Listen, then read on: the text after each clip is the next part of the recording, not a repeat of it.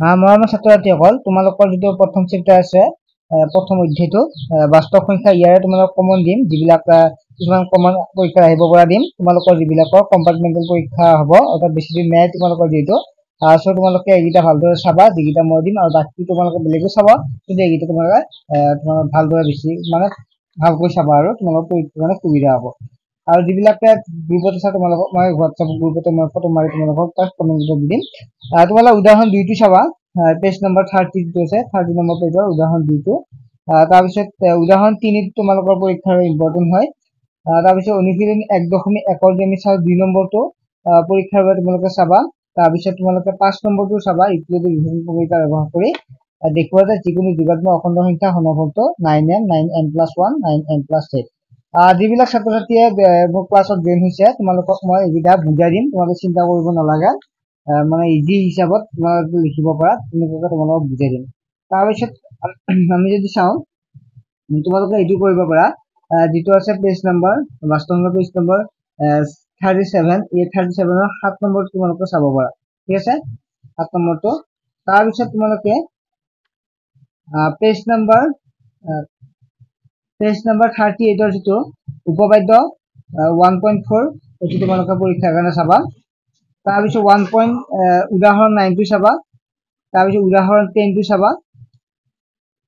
তাৰপিছত উদাহৰণ যিটো 11 আছে, এইটোও চাবা তোমালোকে, পৰীক্ষাৰ কাৰণে এইটো ইম্পৰ্টেণ্ট হয়। আৰু অনুশীলনী 1.3 গোটাইকেইটাই চাব দিছো মই, গোটাইকেইটাই তোমালোকে চাবা 1, 2, 3, কাৰণ এইকেইটাৰ ভিতৰত এটা যিকোনো অহাৰ চান্স বহুতেই আছে, ঠিক আছে। গতিকে এইকেইটা তোমালোকে ৰিভিজন নকৰা, ভালদৰে চাবা। আৰু মই বাৰু বুজাই দিমেই তোমালোকক, যিবিলাক গ্ৰুপত আছা। গ্ৰুপত জইন হ'বৰ বাবে তোমালোকে হোৱাটছএপ নম্বৰটো দেখা পাইছে, এই নম্বৰটো SMS দিব লাগিব। আৰু তোমালোকে তাৰপিছত তোমালোকৰ হোৱাটছএপ SMS তোমাৰ নাম, কম্পাৰ্টমেণ্টেল দিম বুলি SMS দিয়াৰ পিছত তোমালোকৰ এই গ্ৰুপত জইন হ'বৰ বাবে মাত্ৰ 100 টকা এটা লোৱা হৈছে। তোমালোকৰ বহুত 100 টকা হৈছে, চ' তোমালোকে জানিবৰ কাৰণে মাত্ৰ 100 টকা। মই যিখিনি কষ্ট কৰাৰ বাবে মই যিখিনি নোটছ বনাওঁ বা তেনেকুৱা কৰাৰ বাবে লোৱা হৈছে। বাকী ছাবজেক্টটো তোমালোকে বেয়াৰ দিবও পাৰিবা, নহ'লে তোমাৰ জইন হ'বলৈ হোৱাটছএপত SMS কৰিবা, ঠিক আছে। আৰু এবাৰ পৰীক্ষাত যেনেধৰণে পাছ কৰিব চেষ্টা কৰিবা, অহাবাৰ পৰীক্ষা অলপ কঠিন হ'ব। 2 নম্বৰ চেপ্টাৰটো আমি চাম এবাৰ, 1 নম্বৰ সেইখিনি চালে হ'ল। 2 নম্বৰ চেপ্টাৰত যে আমি চাওঁ, তেনেহ'লে আমি আহিছো, যিহেতু বাকী MCQ নাহে কি আছে, গতিকে আমি MCQ আৰু VS কাৰণে চাব নালাগে, গতিকে যিটো মই ইম্পৰ্টেণ্ট এইটো চাই দিছো।